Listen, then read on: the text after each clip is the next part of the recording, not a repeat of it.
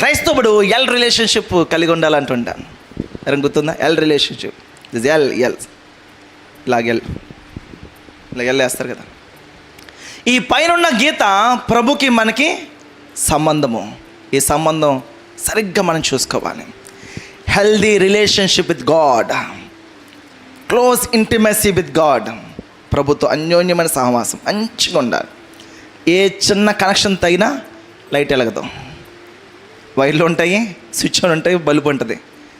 Light వేసాము వెలగలేదు అంటే ఎక్కడో చిన్నది, అన్నీ బాగానే ఉన్నాయి, ఎక్కడో నలిగిందండి, ఎక్కడో తెగిపోయింది, ఎలక్షన్ కట్ చేసి తీసి పడేస్తారు. హెల్దీ రిలేషన్షిప్ విత్ గాడ్, దేవుడితో అన్యోన్యమైన క్లోజ్ మంచి రిలేషన్షిప్ కలిగి ఉండాలి. ఈ గీతకి సాదృశ్యం ఈ ఎల్. ఇది ఒక విశ్వాసికి ఉన్న సంబంధము. దానినే నిన్ను వలే నీ పొరుగు వారిని, నా సొంత వారు, నా అక్క, నా చెల్లి, నా తమ్ముడు, నా భార్య ఒకవేళ ఎటువంటి శ్రమలో ఇబ్బందులు ఉంటే, ఒకవేళ నా కొడుక్కి ఎలాగైతే నేను ఎలా స్పందిస్తాను, నేను ఎలా చూస్తాను, ఎలా పరిగెడతాను అనుకున్న విషయంలో నిన్ను వలే నీ పొరుగు వారిని. ఈ ఎల్ నిన్ను బట్టి. ఒక విషయం జ్ఞాపకం చేసుకోండి. పాపుల కొరకు యేసుక్రీస్తు ప్రభు తన ప్రాణం ఇచ్చాడు. సత్యాన్ని పట్టుకోండి, మళ్ళీ చెప్తున్నాను. పాపుల కొరకు యేసు ప్రభు తన ప్రాణం ఇచ్చాడు. ఇంకా సత్యం పట్టుకోలే. పాపుల కొరకు యేసు ప్రభు తన ప్రాణం ఇచ్చాడు. ఈరోజు పాపుల కొరకు మీరు ఏమిస్తారు? పాపుల కొరకు యేసు ప్రభు తన ప్రాణమే ఇచ్చాడు. అంత ఇష్టము. మరి పాపుల కొరకు మనమేమిస్తున్నాం? మనమేం చేస్తున్నాం? చూసారా, ఆ పాప అంటే పాపని చిచ్చి చాలా పాపని దూరంగా ఆ పాప కొరకు ప్రాణం ఇచ్చేసాడు దేవుడు. ఆ పాప రక్షించబడాలని ప్రభు 2000 సంవత్సరాల క్రితమే సిద్ధపరిచేశాడు. నో, నేను ఎప్పుడు చాలా విషయాలు చెప్తుంటాను. ఏ ఒక్కరిని కూడా గుర్తుపెట్టుకోండి, ఏ ఒక్కరిని కూడా ఎవ్వరు కూడా భూమి మీద ఎవ్వరు కూడా ఏ వ్యక్తిని వేలు పెట్టి చూపించే అర్హత లేదు. చూపించకూడదని చెప్పట్లేదు, చూపించే అర్హత లేదు ఎవరికి కూడా. గుర్తుపెట్టుకోండి. భూమి మీద 2000 సంవత్సరాల క్రితం జీవించిన యేసు ప్రభు వారికి మాత్రమే అయితే గీతే ఆయనకు ఉంటుంది అర్హత. ఆయన ఏమన్నాడు? ఒక స్త్రీ వేష వ్యభిచారం చేస్తూ పట్టుబడి స్త్రీని తీసుకుని వస్తే ప్రభు ఏం చెప్పాడండి? అమ్మా, నేను కూడా నీ మీద ఆయన మీద సమాధానంతో వెళ్ళిపోమన్నాడు. నేరారోపణ చేయగల ఒకే ఒక్క వ్యక్తి, గట్స్ ఉన్న వ్యక్తి యేసు ప్రభు వారు ఒకరే.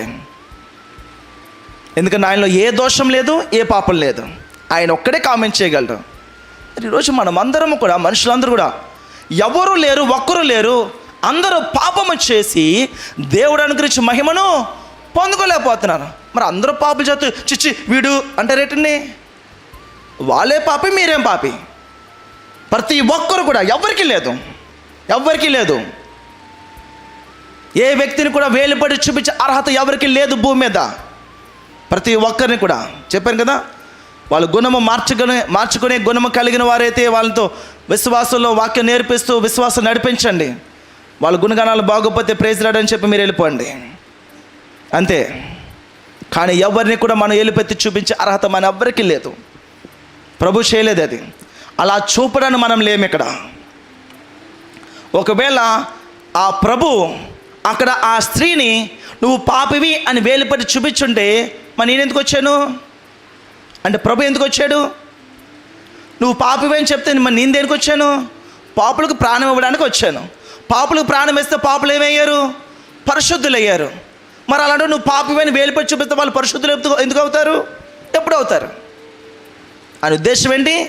వాళ్ళని పరిశుద్ధులు చేయాలి.